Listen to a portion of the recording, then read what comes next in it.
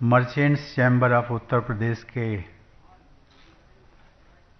90 वर्ष पूरे होने के अवसर पर आयोजित इस समारोह में मंच पर प्रमुख रूप से उपस्थित उत्तर प्रदेश की राज्यपाल महोदया श्रीमती आनंदीबेन पटेल जी, विधानसभा अध्यक्ष श्री सतीश महाना जी, मर्चेंट्स चैम्बर के अध्यक्ष श्री अतुल कनोडिया जी, पूर्व सांसद श्री महेंद्र मोहन गुप्ता जी, विशिष्ट अतिथिगण, देवियों और सज्जनों, सभी को नमस्कार।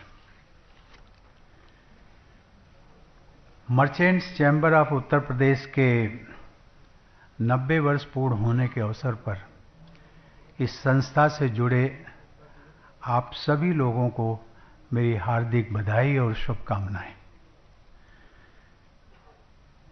मुझे लगता है कि जिस संस्था को भारत के प्रथम प्रधानमंत्री जवाहरलाल नेहरू और प्रथम महिला प्रधानमंत्री श्रीमती इंदिरा गांधी और उसी के साथ साथ प्रथम महिला राष्ट्रपति श्रीमती प्रतिभा देवी सिंह पाटिल जैसे महान व्यक्तित्व के लोगों ने संबोधित किया हो, ऐसी संस्था के कार्यक्रम में भाग लेना मैं अपना सौभाग्य समझता हूं।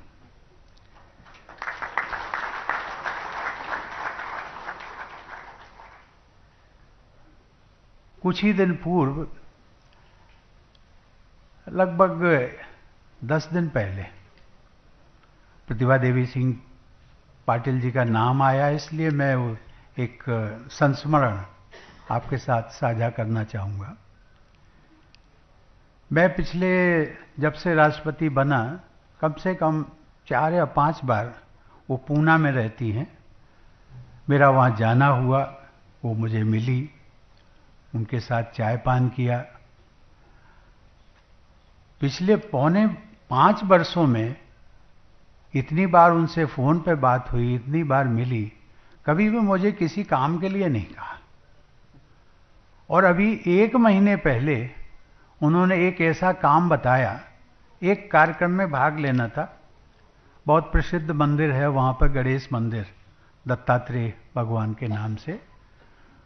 उसमें उन्होंने कहा कि हमारी संस्था को 125 वर्ष पूरे हो रहे हैं और आयोजकों का आग्रह है कि इसमें राष्ट्रपति जी को ही आना चाहिए।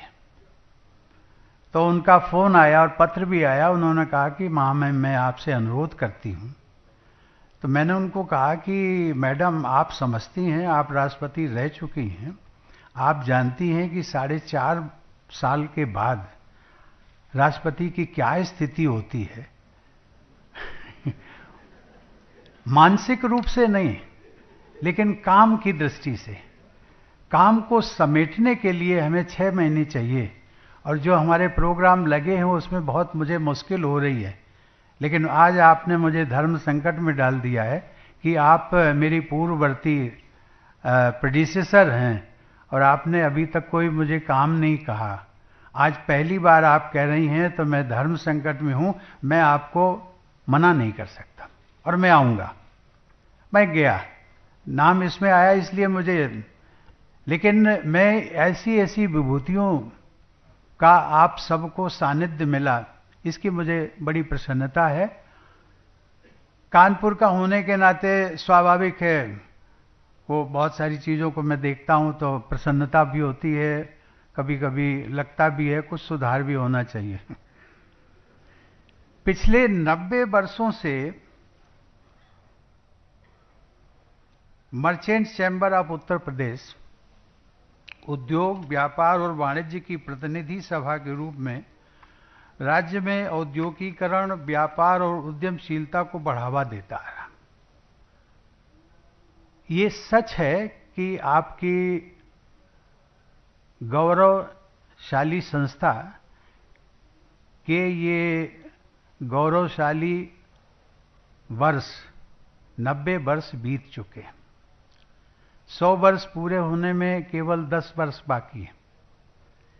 ये संस्था व्यापार और उद्योग जगत तथा राज्य और देश की नीति निर्माताओं को आपसी समन्वय के लिए एक मंच प्रदान करती रही।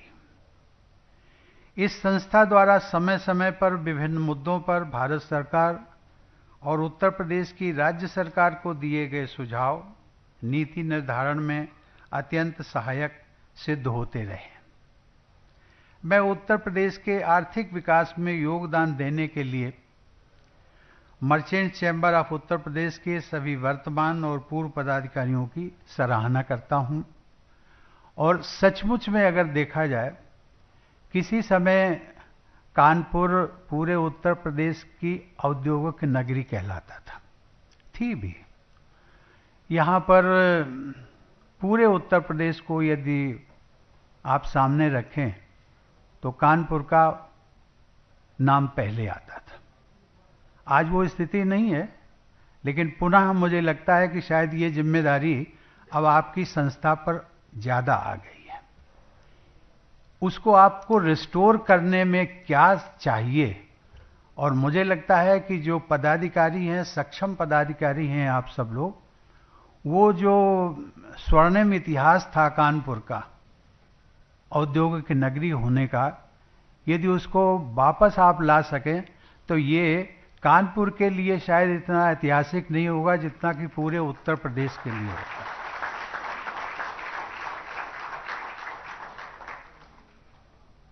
आपकी संस्था बहुत बड़ी संस्था है, पुरानी संस्था है। देखा जाए कि मर्चेंट्स चैम्बर ऑफ कॉमर्स को अगर देखा जाए, मुझे नहीं लगता कि उत्तर प्रदेश में इससे पुरानी कोई संस्था होगी। हमारे पदाधिकारी भी वरिष्ठ हैं, सीनियर हैं, प्रभावशाली हैं।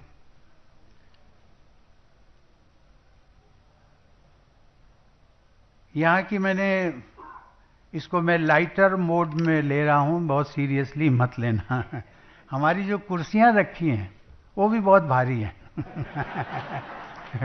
उनको हिलाने डुलाने में काफी परिश्रम करना पड़ता है। लेकिन मैं चाहूंगा, ये जो मैंने आपसे निवेदन किया है, मैं चाहूंगा, जब यहाँ का मैंने प्रोग्राम के लिए स्वीकृति दी थी तो मैंने आयोजकों को कहा था कि आप कार्यक्रम कहीं दूसरी जगह करिए। इसलिए क्योंकि इस हाल में मैं पहले आ चुका हूं, लगभग 2 बार आ चुका हूं, 2 या 3 बार। मैंने कहा कि छोटा सा हाल है और अच्छा होगा कि किसी बड़े हाल में। लेकिन जब मुझे बताया गया कि नहीं साहब, एडामेंसी है, उन्होंने कहा कार्यक्रम हम यहीं करेंगे, तो मैंने कहा कार्यक्रम करिए, हम जरूर आएंगे। एक बार हमने हाँ कर दिया, कहीं पर भी करें। लेकिन मुझे लगता है कि आप बड़े उद्यमी हैं, आपकी सोच बड़ी है, दिल बड़ा है। मुझे लगता और इससे थोड़ा सा आप अपना बड़प्पन दिखाइए और ये रहने दीजिए। इसको ये रहेगा, ये तो ऐतिहासिक बिल्डिंग है, इसको कहीं किसी को देना नहीं है, इसका उपयोग भी करना है।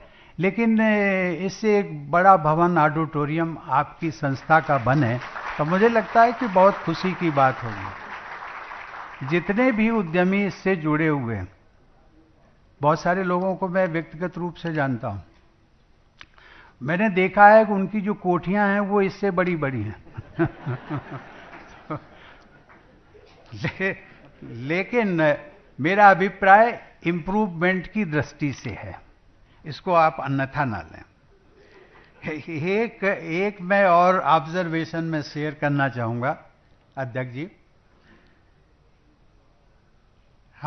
मैंने सारे पदाधिकारियों की सूची जो पिछले पास्ट प्रेसिडेंट्स थे मैं देख रहा था, अभी बड़े सरसरी तौर पर देखा मैंने। मुझे भी किसी भी, शायद हो सकता है गलती हो, मैं उसके लिए माफी भी मांग लूंगा, लेकिन मुझे किसी महिला अध्यक्षा का मुझे उसमें नाम नहीं दिखा। मैं चाहता हूं, आज ये महिला सशक्तिकरण की बात नहीं है, दे आर इक्वल। और मुझे लगता है समाज की कार्यशैली में कभी कभी हमारी बहनें जो होती हैं, हमारी बेटियां हैं, वो पुरुषों की तुलना में आगे हैं। आज महिलाओं की वो स्थिति नहीं है जो कि 50 वर्ष पूर्व हुआ करती थी। आज लेजिस्लेटिव असेंबली हो, चाहे पार्लियामेंट हो, चाहे और ये उद्योग हो, उद्योग मैंने देखा है बहुत सारी। मुझे लगता है कि मैंने संकेत दिया है कि शायद आप आगे कभी जब भी, मैं ये नहीं कह रहा हूं कि अगली बार बना दीजिएगा, लेकिन कभी न कभी उनको मौका मिले तो मुझे लगता है कि बहुत अच्छी बात होगी। क्योंकि हम सब लोग एक मेल डोमिनेटेड सोसाइटी में रहते हैं, स्वाभाविक है, वो एक संस्कार हम सब लोगों के पड़े हुए हैं। अभी हमारी 2 बहनों को बुलाया गया और बहुत अच्छा अनुकूल वातावरण था, लेकिन फिर बीच में टोक दिया। बहनों द्वारा स्वागत किया जाना था हमारी महामहिम राज्यपाल महोदया का, लेकिन फिर भी वहां पर भी मेल डोमिनेटेड सोसाइटी, नहीं, वो प्रोटोकॉल है, राष्ट्रपति का पहले होना चाहिए।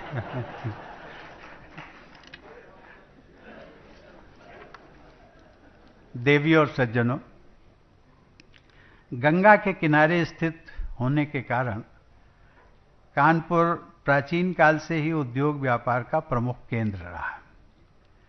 कानपुर की महत्वपूर्ण भौगोलिक स्थिति और गंगा नदी के रूप में सुलभ यातायात के साधन को देखते हुए ब्रिटिश सरकार ने भी यहां पर उद्योगों को बढ़ावा दिया, जिससे इस शहर की मैनचेस्टर ऑफ द ईस्ट और leather city of the world के रूप में पहचान बनी।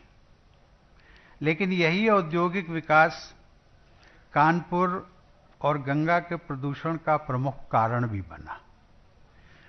भारत सरकार नमामि गंगे मिशन के तहत गंगा को साफ और स्वच्छ बनाने के लिए प्रयत्नशील है, लेकिन इस मिशन की सफलता के लिए सभी भागीदारों का सहयोग होना बहुत आवश्यक है।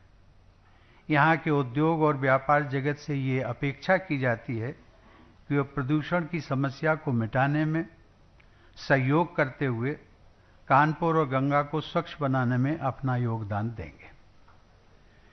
आज जलवायु परिवर्तन एक विकराल समस्या के रूप में हमारे सामने है। अगर इस चुनौती से निपटने के प्रयास हम अभी से नहीं करेंगे तो वर्तमान के साथ साथ आने वाली पीढ़ियां भी अनेक कठिनाइयों का सामना करेंगे। इन्हीं चुनौतियों को ध्यान में रखते हुए भारत सरकार ने COP26 शिखर सम्मेलन में घोषणा की है कि वर्ष 2030 तक भारत अपने कार्बन उत्सर्जन को 1 बिलियन टन से घटा देगा और साल 2070 तक नेट जीरो उत्सर्जन वाली अर्थव्यवस्था बनने का प्रयास करेगा। लेकिन इस लक्ष्य को प्राप्त करने में उद्योग जगत का सहयोग बहुत ही जरूरी है। विश्व भर की अनेक कंपनियां जीरो कार्बन अर्थव्यवस्था में अपना योगदान दे रही हैं। अतः मैं यहां पर उपस्थित उद्योग व्यापार जगत के सभी प्रतिनिधियों से अपेक्षा करूंगा कि वे न सिर्फ वर्तमान में चल रहे उद्योगों में प्रदूषण कम करने की दिशा में कार्य करेंगे, बल्कि ऐसे नए उद्योगों को स्थापित करने में भी सहयोग करेंगे जो पर्यावरण के अनुकूल हों। मुझे पूरा विश्वास है कि यहाँ के प्रतिभाशाली छात्रों का कौशल, आप लोगों की व्यावसायिक क्षमता और उत्तर प्रदेश के मेहनती नागरिक मिलकर इस कार्य को संभव बना सकते हैं। Climate change is a global problem और इसको शायद अभी हम लोग या हमारी जो पीढ़ी है इतना उसको विकराल रूप उसका देख नहीं रही है, लेकिन मैं एक आपको उदाहरण देता हूं। हम लोगों ने सुना है कि यूरोपियन कंट्रीज जो है वो वहां सर्दी होती है, बहुत सर्दी होती है। इसका अनुभव 3 वर्ष पहले जब मैं स्विट्जरलैंड गया तो वहां मैंने देखा, स्वाभाविक जो धारणा थी कि ये ठंडा मुल्क है, लेकिन वहां पर टेम्परेचर 38 to 40 डिग्री, जो कि यहां कानपुर में कभी कभी होता। एक जगह वो मैं केवल आपको इसलिए आगाह करने की दृष्टि से कि उसकी विकरालता कितनी सामने आने वाली है। उन्होंने एक कुछ जगह ले जाना चाहते थे एक डेलीगेशन को। हम गए उनके साथ एक स्विट्जरलैंड की राजधानी के बाहर करीब 30 किलोमीटर की दूरी पर वहां ले गए और वहां से सामने उन्होंने दिखाया कि ग्लेशियर्स हैं और उन ग्लेशियर्स में वो ग्लेशियर्स की दूरी 10 किलोमीटर, लेकिन वहां पर जहां हम गए वहां पर ठंडक का कोई महसूस नहीं हो रही।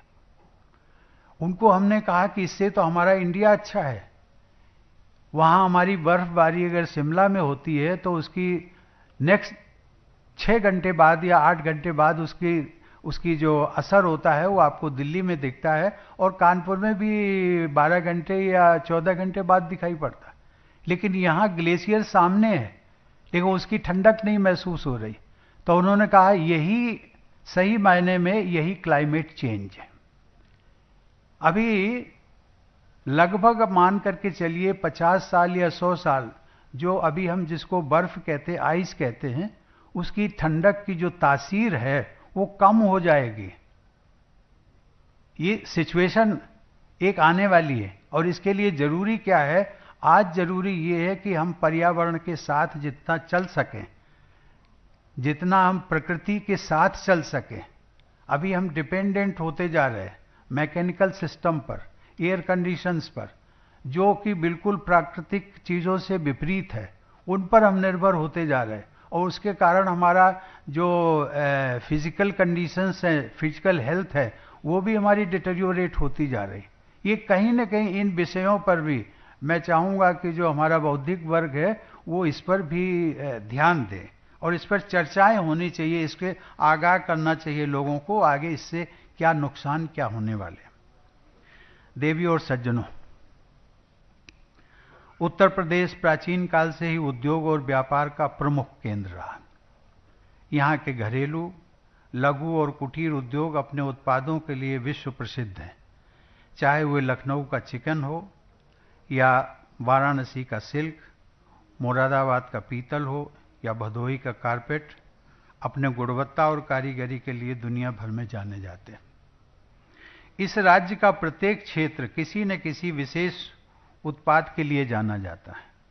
इसी विशेषता को और उभारने के लिए उत्तर प्रदेश सरकार ने वन डिस्ट्रिक्ट वन प्रोडक्ट योजना की शुरुआत की है, जिसके तहत प्रत्येक जिले में वहां के परंपरागत उद्योग, आर्ट और क्राफ्ट को बढ़ावा दिया जा रहा है। इस बात को संज्ञान में लेते हुए कि देश की अर्थव्यवस्था और रोजगार सृजन के साथ साथ उद्योगों के विकेंद्रीकरण में micro, small and medium enterprises महत्वपूर्ण भूमिका निभाते हैं, भारत सरकार ने भी आत्मनिर्भर भारत और मेक इन इंडिया अभियान के तहत एमएसएमईज को बढ़ावा देने के लिए अनेक नीतिगत सुधार किए हैं। सरकार ने रक्षा संबंधी उपकरणों की लिस्ट जारी की है, जिनकी खरीद अब सिर्फ स्वदेशी स्रोतों से ही की जा सकती है। ये कदम रक्षा के क्षेत्र में आत्मनिर्भरता की दिशा में सरकार के निरंतर प्रयासों का एक हिस्सा है, जो स्टार्टअप के साथ साथ एमएसएमई के लिए भी उत्कृष्ट अवसर प्रदान कर रहा है। उत्तर प्रदेश में बहुत से ऐसे लघु, कुटीर और मध्यम उद्योग हैं जो सरकार की इन पहलों का लाभ उठा सकते हैं। राज्यपाल महोदया आनंदीबेन पटेल जी के मार्गदर्शन में और मुख्यमंत्री योगी आदित्यनाथ जी के कुशल नेतृत्व में उत्तर प्रदेश सरकार राज्य में निवेश बढ़ाने, रोजगार सृजन और प्रदेश के सतत विकास के लिए अनेक कदम उठा रही है। कल ही हम सब लोग जानते हैं, लखनऊ में माननीय प्रधानमंत्री नरेंद्र मोदी जी ने तीसरे उत्तर प्रदेश इन्वेस्टर समिति का उद्घाटन किया, जिसमें कि जो न्यूज़ आई कि लगभग 80,000 करोड़ रुपए से अधिक की उसमें इन्वेस्टमेंट के प्रपोजल्स आए हैं। और खुशी की बात यह भी है कि उसमें लगभग 400 करोड़ से अधिक वो कानपुर के लिए जो है वो इन्वेस्टमेंट होना है। ये उत्तर प्रदेश सरकार द्वारा कोरोना महामारी के बाद आयोजित किए जाने वाला पहला इन्वेस्टर समिति है। मुझे पूरा विश्वास है कि इस समिट के जरिए राज्य में प्राप्त निवेश उत्तर प्रदेश को 1 ट्रिलियन अर्थव्यवस्था बनाने में अहम कदम साबित होगा। आप सबसे भी आशा है कि राज्य सरकार की योजनाओं का लाभ लेते हुए प्रदेश के विकास में अपना योगदान देंगे। देवियों और सज्जनों, किसी भी व्यापारिक संगठन का उद्देश्य केवल अपने सदस्यों के हित के लिए कार्य करने का नहीं होना चाहिए, बल्कि उसे समाज के सर्वांगीण विकास में भी भागीदार बनना चाहिए।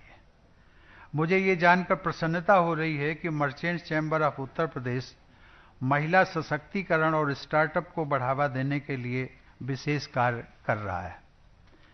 कल मैं, आप सब लोग जानते हैं, मैं अपने पैतृक गांव परौंक गया था, जहां जाकर बचपन की बहुत सारी स्मृतियां ताज़ा हो गईं।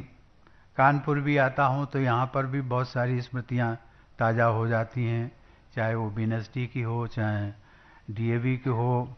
हॉस्टल में मैं रहता था और ये मर्चेंट चैम्बर और ये पूरा जो हमारा माल रोड सीधा सिविल लाइन को क्रॉस करते हुए बहुत सारी स्मृतियां हैं। मुझे लगता है कि आज मैं जहां तक पहुंचा हूं उसका श्रेय मेरे पैतृक गांव की मिट्टी और यहां कानपुर की धरती उसको जाता है, और यहां के लोगों का जो स्नेह और आशीर्वाद मुझे बचपन से मिलता रहा। जब मैं स्टूडेंट था तब भी मिला, उसके बाद सांसद बना तब भी मिला, और बहुत सारे लोगों से पारिवारिक संबंध हैं। ये मेरे लिए एक बहुत संतोष की बात भी है और सौभाग्य भी है।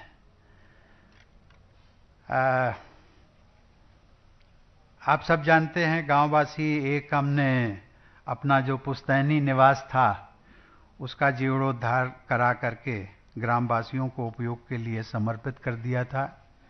गांववासी उसका उपयोग मिलन केंद्र के रूप में कर रहे हैं।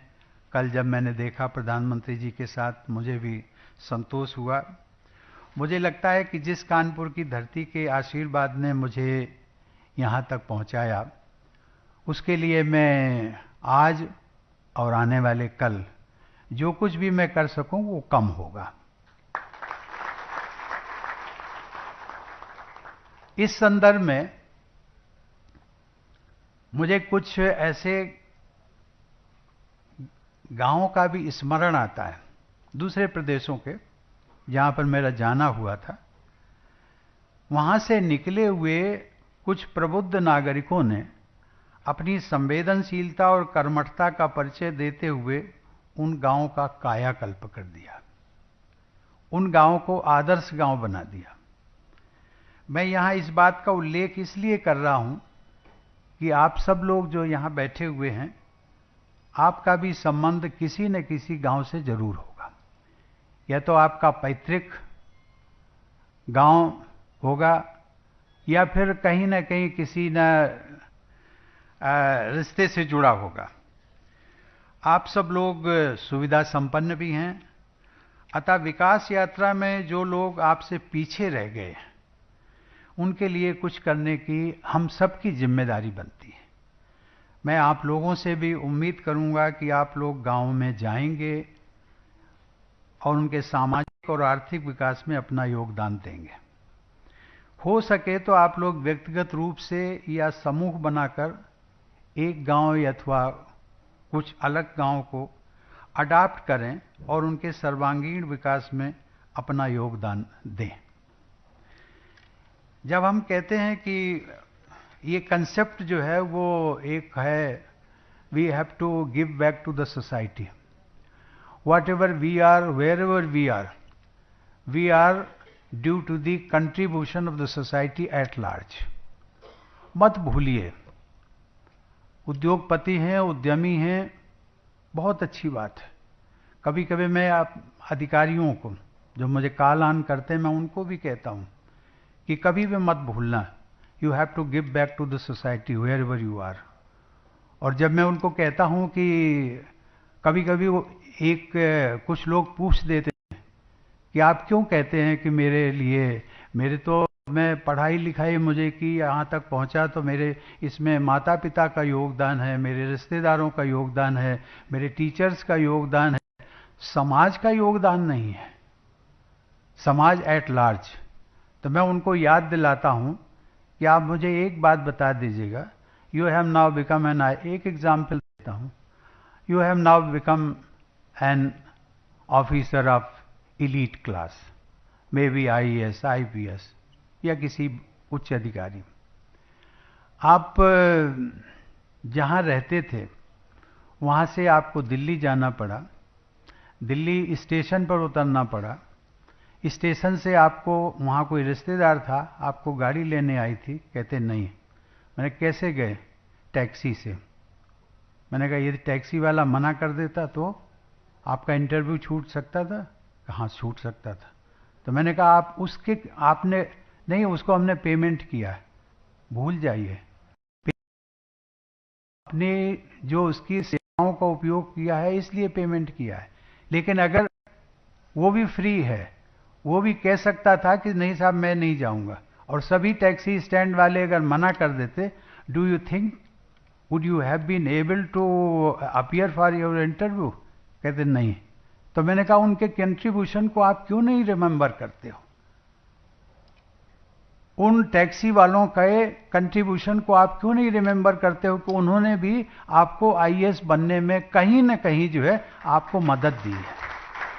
और इसलिए मैं कहते हैं we will have to give back to the society. Society means आप पड़ोसी, आप जो जरूरतमंद है उसको, कहीं भी आपको दिखे yes such person needs my help, आपको जितना भी कर सकते हैं, जो भी कर सकते हैं वो करिए। वो रिश्तेदार भी हो सकता है, करिए। हालांकि कारपोरेट सोशल रिस्पॉन्सिबिलिटी यानी CSR, जिसको हम सब लोग जानते हैं, ये शब्द आधुनिक सभ्यता की देन है, लेकिन व्यापारिक समूहों द्वारा सामाजिक कल्याण के कार्य करने की हमारी पुरानी परंपरा रही है, भारतीय संस्कृति का एक हिस्सा है। अनेक ऐसे वर्णन मिलते हैं जहां व्यापारी अपने अर्जित धन का कुछ हिस्सा जन कल्याण के कार्यों के लिए अलग रखते थे, आज भी रखते हैं। इस प्रकार कमाए गए धन का कल्याणकारी कार्यों में उपयोग करना भारतीय परंपरा का एक हिस्सा रही है। मुझे विश्वास है कि आप सब भी इस परंपरा का पालन कर रहे होंगे। कल मेरा संत कबीर की निर्वाण स्थली मगहर जाने का कार्यक्रम है। आज मैं यहां से गोरखपुर जा रहा हूं, जहां उस महान संत को, मगहर में, जहां उस महान संत को नमन करने का अवसर मुझे प्राप्त होगा।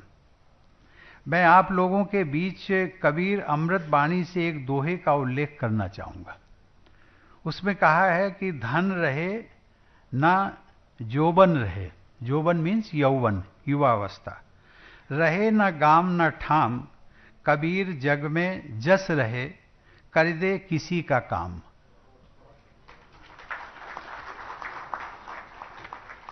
देवी और सज्जनों, आपकी संस्था अगले 10 वर्षों में 100 वर्ष की हो जाएगी। उसकी खुशी जितनी आपको है उससे ज्यादा मुझे भी है। किसी भी संस्था की यात्रा में शताब्दी वर्ष का एक महत्वपूर्ण स्थान होता है। यह अवसर अपनी पिछली यात्रा पर गर्व करने के साथ साथ भविष्य की दिशा दशा तय करने का भी होता है। मुझे आशा है कि आप सब भी इस संस्था की आगामी वर्षों की योजनाओं को कार्य रूप दे रहे होंगे, अर्थात जो ब्लूप्रिंट होता है वो 10 साल का बना रहे होंगे। मैं चाहूंगा कि जब राज्य की सबसे पुरानी मर्चेंट चैम्बर अपनी स्थापना के 100 साल मनाए, तब उत्तर प्रदेश भारत के अग्रणी राज्यों में शामिल हो, जिसका कि कल प्रधानमंत्री जी ने थोड़ा सा संकेत दिया था। उन्होंने कहा था कि मैं चाहता हूं कि Uttar Pradesh must become driving force of the country. जैसा कि आप सब जानते हैं, हम भारत की आज़ादी के 75 वर्ष पूर्ण होने का उत्सव भी मना रहे हैं। यह हमारे देश की विकास यात्रा का एक महत्वपूर्ण पड़ाव है, जहां हमें न सिर्फ अपने पूर्वजों और स्वतंत्रता सेनानियों, जिन्होंने हमें आज़ादी दिलाने के लिए अपना सब कुछ न्यौछावर कर दिया, को गर्व के साथ याद करना है, बल्कि हमें अपने देश के लिए ईमानदारी और सत्यनिष्ठा के साथ कार्य भी करना है, ताकि जब हमारा देश आज़ादी की शताब्दी वर्ष मना रहा हो तब वो प्रमुख विश्व शक्ति हो और हमारी आने वाली पीढ़ियां हम सब पर गर्व करें। धन्यवाद। जय हिंद।